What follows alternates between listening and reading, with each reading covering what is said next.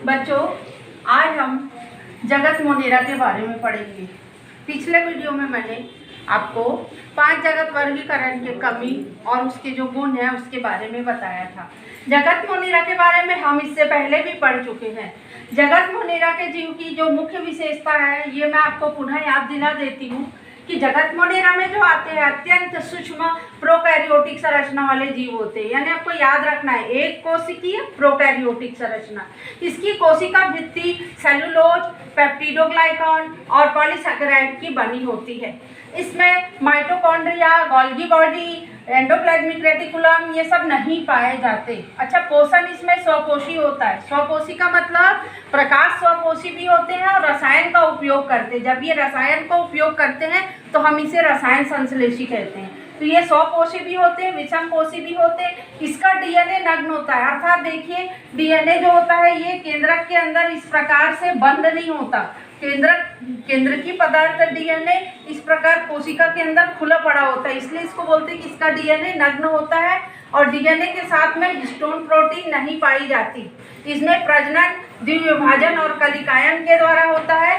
इनके फ्लैजिला में 9+2 का विन्यास नहीं होता। ये इसके महत्वपूर्ण लक्षण है जगत मोनेरा के। अब आप देखिए जगत मोनेरा का वर्गीकरण।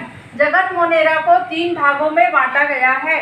पहला है जीवाणु, दूसरा है एक्टिनोमाइसीट्स और तीसरा प्रकार है इसका साइनोबैक्टीरिया।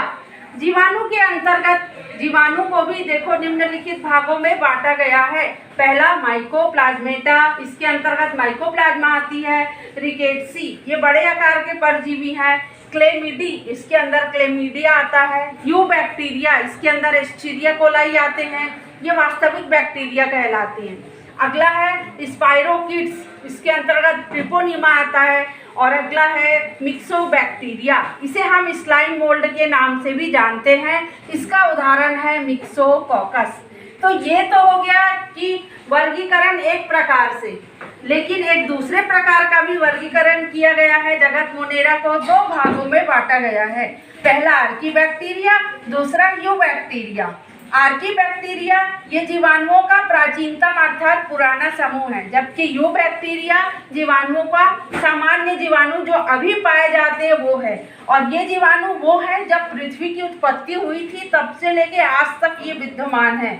और आर्कीबैक्टीरिया को पुनः 3 भागों में बांटा गया है।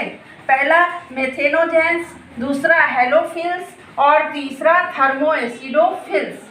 अब आप देखिए जो मेथेनोजेंस होते हैं वो क्या होते हैं। सबसे पहले तो आप ये ध्यान रखिए कि आर्कीबैक्टीरिया को हम असाधारण परिस्थितियों के जीव कहते हैं। अब प्रश्न है कि इसे हम क्या कहते हैं। अभी मैंने आपको बताया असाधारण परिस्थितियों के जीव।